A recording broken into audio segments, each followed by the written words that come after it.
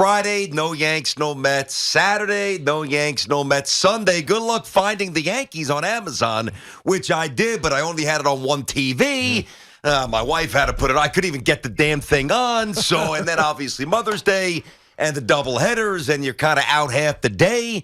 What a weird weekend, It was dude. a weird week, but the Mets won another series. They That's did. what the Mets seem to always do. The series winners. It's got to come to an end at some point, like our winning streak on our bets, which you called, and I think I blame you for jinxing it, BT, Well, but that is what it is. And it was also a game that I had no business calling. You know what you did? I haven't watched them at all. You did too much research. That's right. That's what you did. You're absolutely right. You were out there in the newsroom. You were soliciting intel from people that you never solicit intel That's right. from. That's right. That had no part of the 14-game win streak. By the way, you know what that tells you? The analytical approach does not work. Go with your gut. Yes, or the communal approach never works. That's true. Or maybe a little bit of both, That's you true. know? That's true. But, I mean, you talk about going with your gut. Doesn't that feel like what Buck Showalter does? It's what he's doing with this Mets team. Their first game, as you just heard in CeeLo's update, first Major League Baseball team to 20 wins. You got to feel good. Even if Max Scherzer getting banged around a little bit. He gave up 10 hits, and I forget how many hits he gave up, but it was at least 10 in that first game. But Bassett comes back and just dominates the second game. Pete Alonso with 5 RBIs and 2 home runs. It just feels good to be a Mets fan right now. And Here we go. You're just thinking. Here like, we go. Oh, we're comfortable. We got everything in line. Hell, we don't have Here we Jacob go. DeGrom yet. Oh, Mets, so you're telling Met fans to relax and No, chill and I'm things not. are good. I'm telling Mets fans not to relax. I'm Okay. telling Mets fans to get better, think bigger. How can you tweak some things a little bit here and there? Whether it's Dom Smith, who's had some pretty bad at bats, as you mentioned before the show, BT. Yeah, he's had some ugly, even the great comeback on Thursday. In between that was a really Right. bad at bat. Yeah, strikeout He's vulnerable. rates up That like around- cutter at the Yep. ankles. I think he's missing that all the time. Yep, and I'm not knocking Dom Smith. Maybe that just means he needs to play more, right? So Maybe. he just has, there's less downtime. But to JD Davis get some more bats. But I'm only saying this, BT, because the next 3, they're 10 games above the Nationals already. I mean, First team to 20 wins. That's right. We're 29 games into the season. They're 10 games ahead of the Nationals. They are in Washington this week. They should dominate them. Yes. But then after that, it gets a little dicey, BT. Does it really? Go ahead, hit it up. Go ahead. What do you got? You got St. Louis. Nah, Seattle. They already played St. Louis. I understand this. That should be I fireworks understand there, by this. the way. Seattle, St. Louis. By the way, wait, they owe St. Louis, what's that, Stubby, Pubby, Tubby? What's that first baseman, Nubby? What's the dude who attacked Alonso? Oh, that's what's right. that guy's Nubby? I forget his name. I forget his name. And The little MMA that's nubster who obviously his came nickname. flying out. Exactly. They owe him something. They owe him a little something. But that's here, obviously, St. Louis. And they go to Colorado. Not worried about Colorado. But then they have San Francisco and Philly to finish out San the month. Francisco's playing terribly, They by really the way. are, but they're supposed to be good.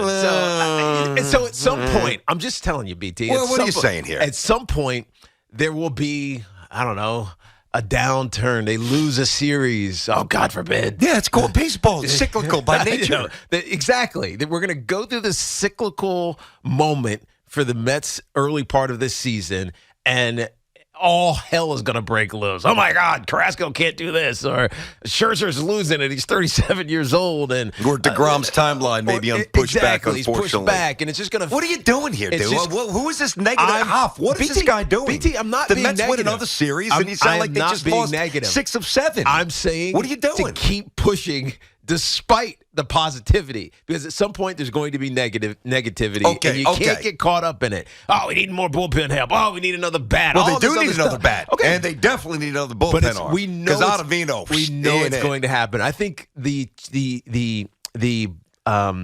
mark of a really good team is a team that can go through some bad times, and their fan base is just part of this as well. Go through some bad times and still believe like they do believe right now after winning their 9th straight series. You know what's funny? You said something at the beginning of that. You said that the Met fan can't relax. I got news for you. The Met fan doesn't know how to relax. It's like the Jet fan who's won 3 straight, or the Knicks fan. Like, you might get a little overly enthusiastic, but Met fans definitely don't know how to relax. Let me take a little bit of a different approach from my partner, who's for some reason a little negative out of the chute here today. Yes. The Mets, to me, are really in the most desirable position in baseball. You know why? Why? It's threefold. Number one, they're good. I'm not saying they're great. They're good.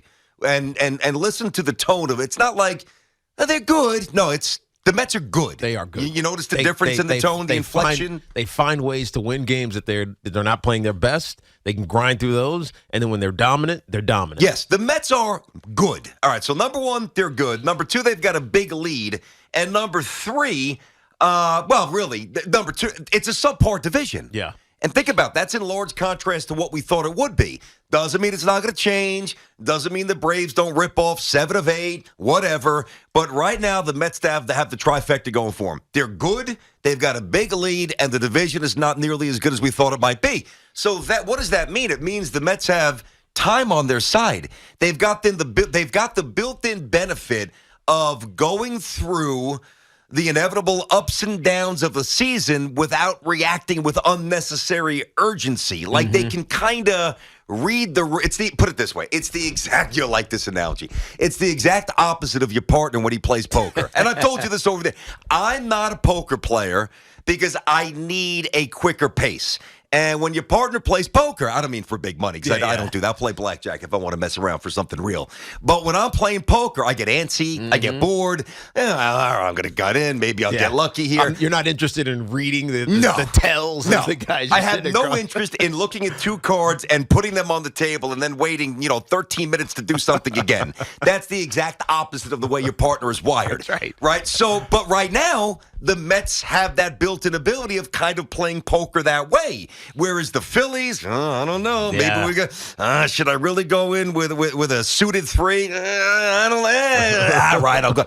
So when you do that, you become a little petulant, you become a little overreactive, and you make mistakes. The Mets are going to have to do something this year in the form of a bigger bat and at least one competent bullpen arm. But right now, the Mets can chill. Yeah. Mets don't have to, unlike the Yankees. Now, I'm not saying that the Yankees need to do anything either, and the Yankees look phenomenal, right? But the Yankees have the Rays nipping at their heels, and that will be a different, I think they're 2 up. That'll be a different evaluation as the season gets deeper. Maybe you'll have to do something earlier than you ordinarily would do because the Rays are right there. Mets can chill. Yeah, the Mets right now. Well, they're lucky because Pete Alonso is doing what Pete Alonso should be doing, and Francisco Lindor, after a little bit of a rough stretch, even though it didn't hurt them, wins and losses wise, feels like he's kind of back. I mean, he had one yesterday that's a home run without the win. Something knocked that thing down. It was so blustery out there. It was brutal. But that should have been a home run. Yes. And that would have been 2 in the last 3 games. So Lindor feels like he's back to being Francisco Lindor. Jeff McNeil is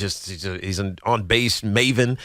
They feel fine, and their pitching has been good. Save for Walker having a rough outing. He's probably like their 4th, maybe their 5th best guy right now, as crazy as that sounds. Oh, absolutely. Walker? No, he's absolutely without a doubt the worst in the rotation. Without a doubt. No question. And so other than those couple of little things, the Mets they're fine. But I'm just saying at some point there's going to come a downturn. There's going to be a downtick. Okay. And maybe not even production, but just winning. And I think Mets fans are enamored right now with winning because they've won every series. That's not going to be the case. And how you respond to that well, didn't adversity. They tie the Braves series? Was a 4-game set? They haven't lost a series. They haven't lost a series, but they've won. Which, by the way, seems like it was 3 weeks ago, which was right before this prior series. That's right. It's exactly right. But anyways, the point is, when the negative comes, they got to still keep the positivity going. Okay. Well, listen, at the end of the day, I could get behind that. I mean, but I think we kind of get to the same place a little bit differently, but it's all good. Mets look good. Yanks look good. Yanks Rangers today. Coming up at 105, first pitch here on the Fan. All right, so hopefully everybody had a great weekend. 877-337-6666, Tiki and Tierney show inside the Town Fair Tire studio with friends at Town Fair. Remind you that at Town Fair, you always get the guaranteed lowest price on name brand tires from Connecticut to Maine. Nobody beats Town Fair Tire. Nobody. Later, listen, Ranger fans. I'm not worried. Worried might not be the right word, but you better damn well be concerned. Well, they scored. You lose tonight, it might be over. But they've scored yes, you're right. I mean, you better win tonight. If they go down 3-1, then you're worried. They're scoring goals. You know what I mean? Yes. It's not like they're not scoring, and they're losing 4-1 like it was after the first period yesterday or on Saturday, I should say. But I don't know.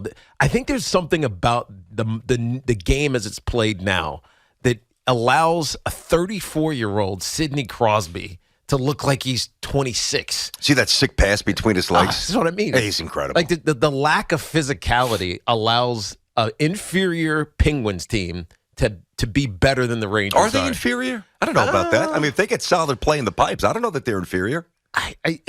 But they got 2 Hall of Famers. Let me ask you this. Did you think the Penguins were winning this series? I picked the Rangers in 6. Most people did. Some people said even at 5. Yes. Just because of how good Igor Shesterkin has been. Mm-hmm. Now, a couple bad breaks yesterday. He gets pulled. Let's not forget he was exhausted likely because of the triple overtime game 1. Oh, that was definitely a motivation. That was a minutes thing. That was an energy thing. Yeah. Ton of minutes on his body already early on in the season, or postseason, I should say. We talk about the Rangers being young, but I think it's less that. I think that there's a physicality that needs to get injected into this Rangers team in order to deal with that number 1 line of the Penguins. That's obviously Sidney Crosby and Geitzel and Rust. So if they're not physical, Sidney Crosby does what he does, and he looks like Sidney Crosby from 5 or 6 years ago, as opposed to, hey, that guy's 34. He might be getting on the edge of being over. I'm worried, but not like overly worried. Oh, I'm not calling that it's over. I'm just, you better win tonight. I mean, that would you want to see you talk about Met fans maybe having a little angst with that first, prolonged losing streak, which is inevitable for every team in baseball for such a long season. Rangers lose tonight. Oof. You know what we gotta have Carton call the exact call. That's what we gotta have. He said the other night the Rangers were gonna win 5-2. They won 5-2. Yeah. So maybe Carton will hit you with a money call, and the Rangers will be fine. All right, 877-337-6666. It is Tiki and Tierney. We're talking Mets out of the chute. And before we get to your calls, think about this, guys, because the DeGrom thing is in the background, obviously. And you hope that the best pitcher in baseball comes back and he deals like the best pitcher in baseball. Yep. But how different can the season feel? Let's fast forward a month, right? Let's say the Mets continue their stellar play. Shout out to Benengo, stellar. I never use that word, but no. I did. You gotta offer proper attribution to the great Joe Benengo. Let's say the Mets play stellar ball for the next month, and DeGrom comes back, and his timeline, there's no interruptions, and he's physically ready, he's deemed ready, he comes out, and he's still DeGrom. Mm-hmm. Okay, that's one. I mean, that is the optimal circumstance. Now, I'm not even trying to speak this into the universe, but anything's possible. Think of the converse. There's an interruption with his timeline. There's a setback, and the Mets aren't playing crisp baseball. Like, it could be 2 totally different avenues for the New York Mets. But I mean, radically different. It is with DeGrom not coming back when he expected, but they are doing so well without him. I don't want to say they don't miss him. And it's funny because I think back to what Buck Showalter said as soon as he found out that he was missing time.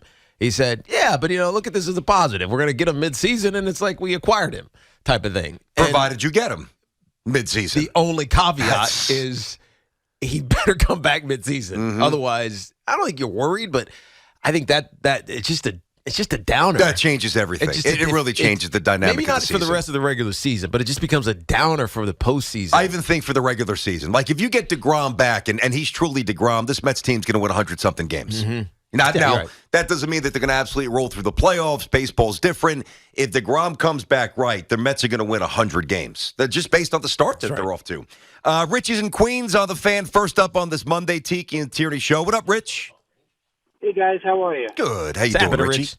Good. Yeah, all the semantics and all the possibilities. And today, Mr. DeGrom and it's amazing how good they're playing. They don't have the best pitcher who was, if you're going to, him and Scherzer, obviously. Yeah. Has it changed it? McGill has been phenomenal that he's filled in. Maybe he wouldn't be he's won 4 games. And how many games has DeGrom pitched where he never won?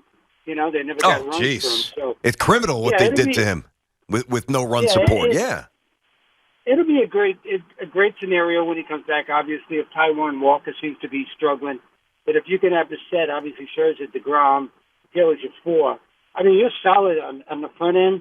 At the back end, Diaz, they got to stop picking on this guy and keep waiting for the ship to fall off a cliff. He's been phenomenal. His stuff is great, and when he has that confidence and swagger, because you look at every relief pitcher, they all have that downturn where they give up, they blow 2 or 3 saves. He's been tremendous.